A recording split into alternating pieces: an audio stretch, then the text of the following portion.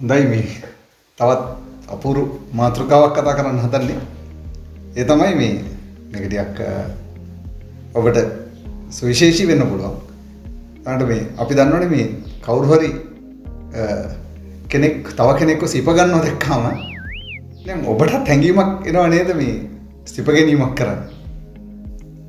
පරිස්සමෙන් හැබැයි මේ තමන්ගේ සහකරුවව හෝ සහකාරියෙක් ඉන්නවනම් එව නැත්තම් තමන් ආදරය කරන පුංචි දරුවෙක් නේද? ඒ වගේ තමන් සිප ගැනීමක් කරන්න පුළුවන් සීමාවේ ඉන්න කෙනෙක් එක්ක හිටියොත් ගොඩක් වෙලාවට අර තව කෙනෙක් සිප ගන්නව දැක්කොත් ඔබටත් ඒ සිප ගැනීමේ අවශ්‍යතාවය බොහෝ වෙලාවට ඇති වෙනවා.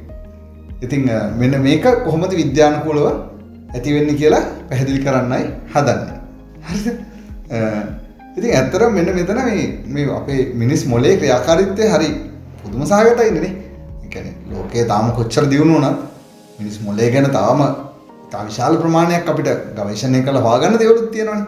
හැබැයි ඒ වගේම අපි සැලකිය යුතු ප්‍රමාණයක් දැන් මිනිස් මොලේ ගැන අධ්‍යයනයන් කරලා සැලකිය යුතු ප්‍රමාණයක් හොයාගෙනත් තියෙනවා. ඉතින් මෙන්න මේ සිද්ධිය විද්‍යානුකූලව පැහැදිලි කරන්න විද්‍යාඥයන්ට පුළුවන් වෙලා තියෙනවා. දැන් ඔබ දන්නා අපේ මොලේ හැදිලා තියෙන්නේ ස්නායු සෛල බිලියන ගානකින්නේ නේ. මෙන්න මේවට අපි කියන නියුරෝන කියලානේ. ස්නායු සෛල වල විශේෂයෙන් අපි හඳුන්වනවා තමයි නියුරෝන කියලා. මෙන්න මේ නියුරෝන වල තියෙනවා විශේෂ නියුරෝන වර්ගයක් අපිට කියනවා මේ මිර නියුරෝන කියලා. එහෙම නැත්නම් සිංහලෙන් කිව්වොත් මේ දර්පණ නියුරෝන කියලා. ඒතර එයා හැමතිස්සෙම අර බාහිරින් දෙයක් දැක්කම මොලේට පණිවිඩයක් දෙනවා ඒකම නැවත අපිට කරන්න. කැමැත්තක් ඇති කරන්න. එතකොට දැන් ඕක බොහොම සරලව ගත්තොත් එහෙම මේ සමහර වෙලාවට අපි දන්නවනේ ජීවිතේ එදිනදා ජීවිතේ යම් කෙනෙක් දෙයක් කරනවා බලන් හිටියාම නිකන් අපිටත් හිතෙනව නේද ඒක කරන්න ඕනි කියලා. නේ ගොඩක් දේවල් එහෙම තියෙනවනේ හිතලා බලන්නකො ඔබට ඔළුවට එක එක නේ අරයා කරනවා දැක්කම මටත් මේක කරන්න පුළුවන් නේ. එහෙම අදහසක් එහෙම නැත්නම් ඒ ස්වභාවය තියෙන මෙන්න මේ නියුරෝන වලින්. හරි. එතකොට මේ මිර නියුරෝන. දැන් මෙතනදිත් මේ මිර නියුරෝන එක ක්‍රියාත්මක වෙනවා. එතකොට මෙන්න මේ වෙලාවේ එයා දැන් අරකට අනුරූපව ක්‍රියා කරන්න පෙළඹීමක් ඇති කරනවා. මේ පෙළඹීමත් එක්කම අපේ මොළය විසින් හෝමෝන් ක්‍රියාකාරීත්වයක් ආරම්භ කරනවා. හරිද? දැන් මේ දවස්වල ගොඩක් වෙලාවට මේ කතා වෙන සිද්ධියක් එක්ක සම්බන්ධ වෙන හෝමෝනයක් තියෙන මේ සතුටු හෝමෝනේ නේද? සතුට කියන එක ඇති කරන හෝමෝන් එක. ඒකට අපි කියනවා ඩෝපමයින් කියලා නේ.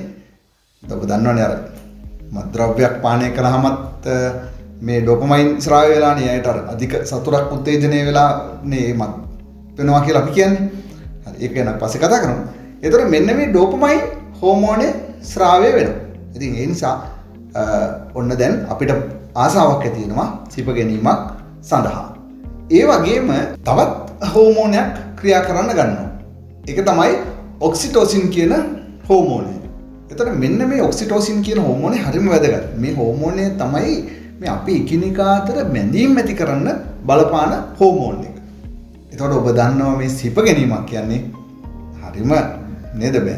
එකිනෙකා අතර බැඳීම් ඇති කරගන්නීමේ තියෙන ඉතාම වැදගත් ජීව විද්‍යාත්මක කොටසක් නේ.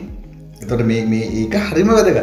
එතකොට මෙන්න මේ ඔක්සිටොසින් හෝමෝනේ හින්දා මෙන්න මේ වෙලාවේ අර ඒ බැඳීමක් ඇති කර ගැනීමේ අවශ්‍යතාවය කියන එකත් මොළයට ඇති වෙනවා.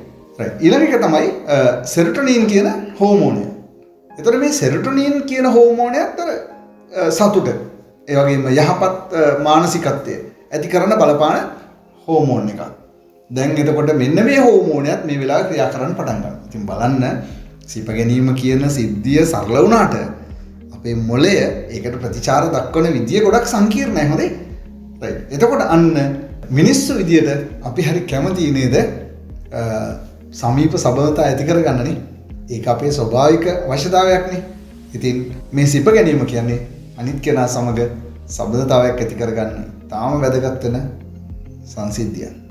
ඉතින් අන්න බලන්න වෙනත් කෙනෙක් සිප ගන්නව දැක්කම ඔබටත් ඒ අවශ්‍යතාවය ඇති වෙන විදිය ඔන්න ඔහොමයි විද්‍යානුකූලව පැහැදිලි කරන්නේ. තවත් වීඩියෝ එකකින් මේ වගේම සරල විද්‍යාත්මක කරුණක් ඔබට පැහැදිලි කරලා දෙන්නම්. එතකන් අපිත් එක්ක රැඳී ඉන්න ස්තුතියි.